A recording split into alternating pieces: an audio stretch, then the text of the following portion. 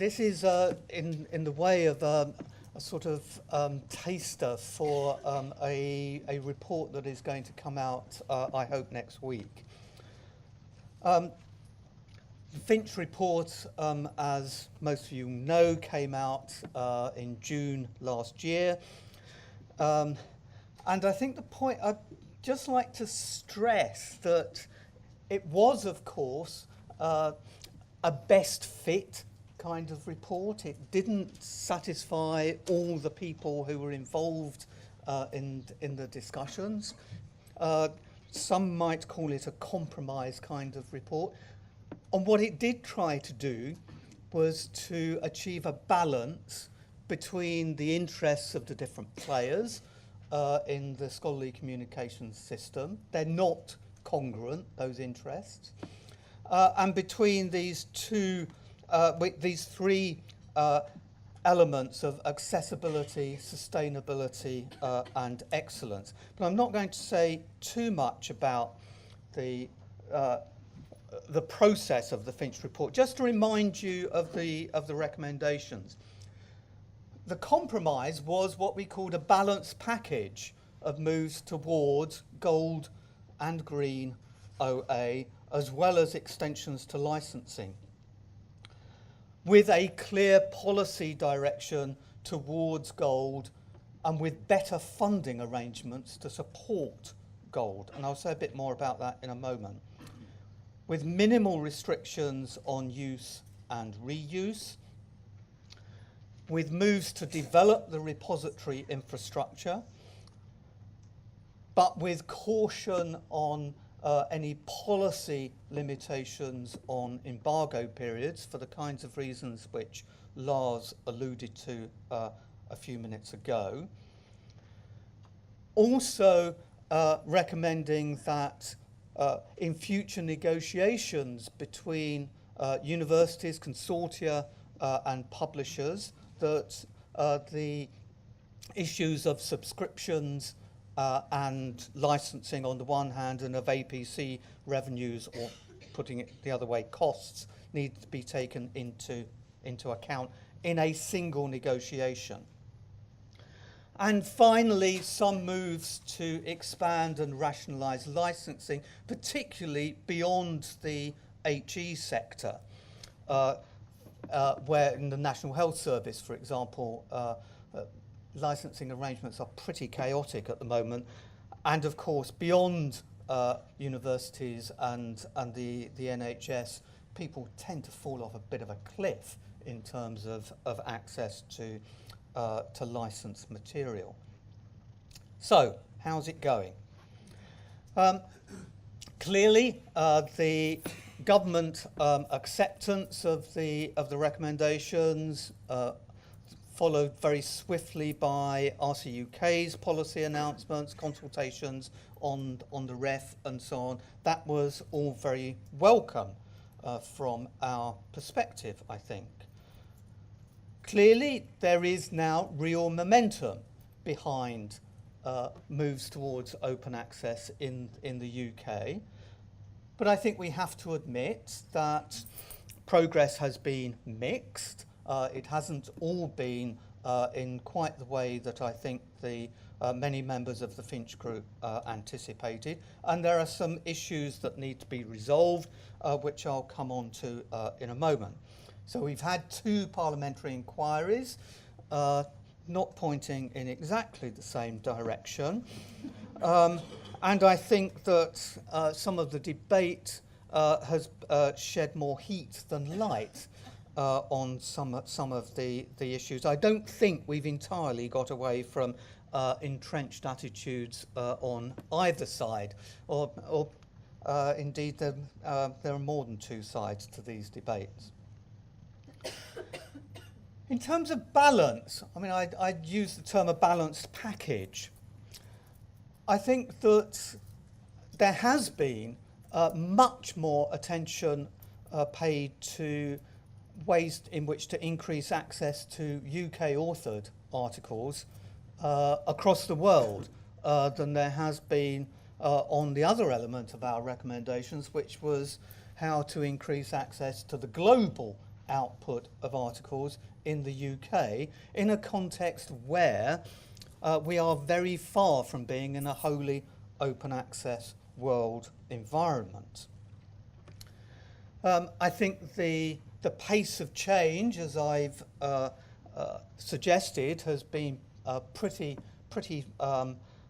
severe for some people, for some players in the system. Certainly universities have found it quite difficult and challenging to meet all the requirements of new policies. And I think in some cases there are questions about some key second order issues which tended to get overlooked, I think, in some of the early moves towards OA. And that has also brought challenges in terms of keeping all the players on board and talking to each other and seeking to resolve some of the issues that I'll come on to in a moment. Lots of the debate, of course, has been in rather tedious terms, if I can be judgmental, in terms of green versus gold. I think it's a very tedious debate, which actually elides lots of the important issues. Nevertheless, I think we have to recognise that there has been real progress in the volumes of deposit of articles in institutional repositories in particular. That's not uniform across the HE sector in the UK, but in several institutions there have been very significant increases. I think that has led some people to assume that green is the way to go, and that we ought to have short embargoes and then everything is solved, isn't it? I think that's a rather simplistic view of the world. On the other hand, I think moves towards gold have been rather less rapid from the perspective of most universities than was often anticipated. Many universities are seeing quite slow take-up of the gold option. Lars has mentioned the issue of hybrid journals, and I think that's going to require lots of close attention over the next few months. But I think that as far as the Finch group is concerned, I think members are pretty clear that both green and gold are going to continue to play a very important part in a mixed economy for the foreseeable future. Of course, that transition involves additional costs. Any transition is liable to involve additional costs. And I think that one of the key issues is actually getting a more broad acceptance that publishing costs are an integral part of research costs. That if dissemination of research is an integral part of the research process, then that goes for the costs involved too. And that raises issues about the provision of funding, not just from the research councils and the Wellcome Trusts, but from all parts of the research funding system, both sides of the dual support system. That raises difficulties for universities in a context where they cannot at the moment be certain about what the costs will be. And clearly the issue of the potential for offsets between subscription costs on the one hand and APCs on the other is going to be a critical issue in the coming months and years, and ways in which those offsets are calculated and achieved. One further element of the change in the environment has been a whole series of moves by international players, the EU, in Australia, Science Europe, the Office of Science and Technology Policy at the White House, the Global Research Council, G8 science ministers, and so on. The important point I'd want to make here in a UK context is that the pace of change in the rest of the world has a real impact in the UK, particularly on that issue of costs. Because if the UK is too far ahead of the rest of the world, then it bears a disproportionate element in the costs. Embargoes are clearly another issue that remains unresolved in the long term. I think we've got a reasonable resolution for the moment, with the 6 and 12 months embargoes extended to 12 and 24 months, where funding is not available for gold. And that's clearly an element of, there's clearly an element of sticks and carrots involved in that policy, in trying to achieve an effective balance between the desirability of speed of access on the one hand and the risk of journal cancellations on the other. And there's going to clearly be continuing debate about the principles on which embargoes are set, whether it's based on half-lives of use, taking account of disciplinary differences, and so on. I think the important point I'd want to make is that protection for learned societies and the revenues of learned societies is an absolutely critical issue, but it's not exactly the same as the issue of embargoes. Copyright and licenses, there's clearly still a lot of controversy around the use of CC BY, fears of loss of control, and so on, and that indeed is a matter which both parliamentary committees have said will need to be reviewed in 2014.